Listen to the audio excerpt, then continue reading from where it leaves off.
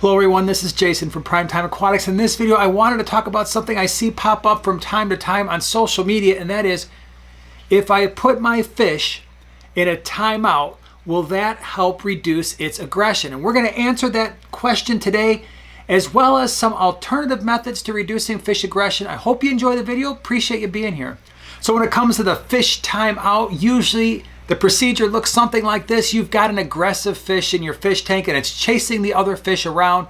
You want that to stop naturally because you want your other fish to enjoy their lives. And so what do?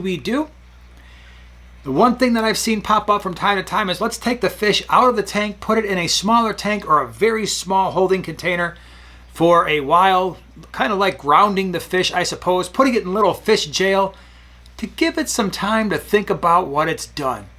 And then, hopefully, after a set period of time, if that's a few hours, a day or two, you put the fish back in the tank and it's going to be well behaved because it contemplated what it had done while in fish jail. It learned its lesson. It has been rehabilitated, and now it's going to be a model citizen in that tank. Unfortunately, at least in my experience, that has worked for us 0% of the time. Now, some of you, maybe it's worked, but for us, that has never worked, and there's a really good reason for that. Fish have natural tendencies. They have a natural tendency to want to have their own territory in many cases, some fish more so than others. And so when you remove them from that setting, if they were the dominant fish before you remove them and nothing else has changed, when you put them back, often you're going to have the same result. Now, there are some other methods, as I've talked about already, that may work a little bit better. And so I want to talk about those. And if you stay towards the end of the video, I'm going to share with you our top super secret way that we reduce fish aggression in our fish room. And if you've been watching the channel for a while, you know that we have a lot of what would be considered traditionally aggressive fish in our fish room, but very few problems. So what's the first thing you can do? I think the most important thing, of course, is do your research before you ever buy the fish. That will potentially prevent a lot of the problems and never have to deal with this in the first place. But sometimes you do your research as best you can. Maybe you've been a little bit misled and you wind up with a mix that isn't working.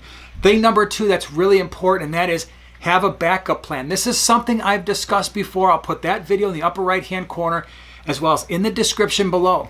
But having a backup plan, whatever that backup plan may be, is better than having no plan at all. So maybe that means I've got to bring the fish back to the fish store.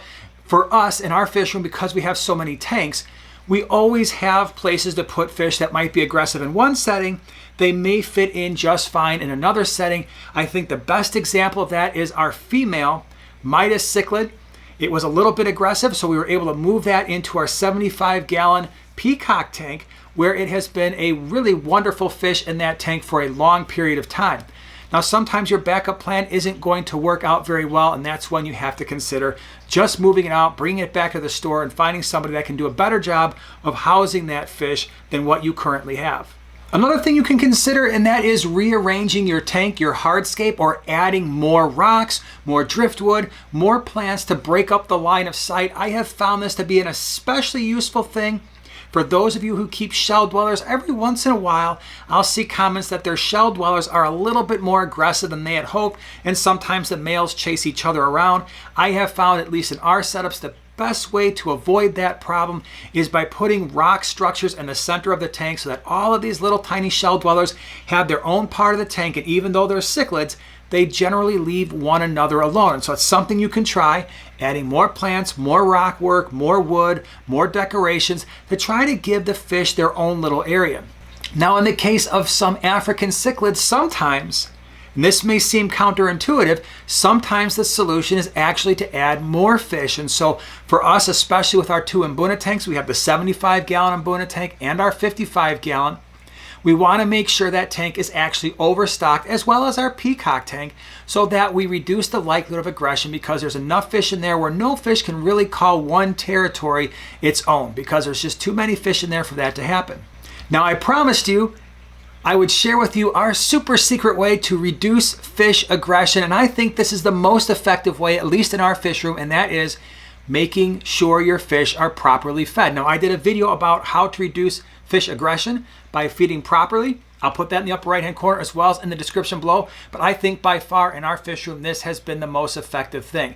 And that is our fish are fed twice a day. They're fed smaller meals. And so even our what would be typically our larger, traditionally more aggressive fish, or fish like Mbuna cichlids, which sometimes can be somewhat aggressive, they don't show a lot of aggression towards one another, simply because their bellies are full, they're happy, and we're doing the other things properly when it comes to stocking and hardscaping. And so if you're having problems with fish aggression, that is certainly something to consider. We've even done that when we've had some tetras fin nipping at a betta.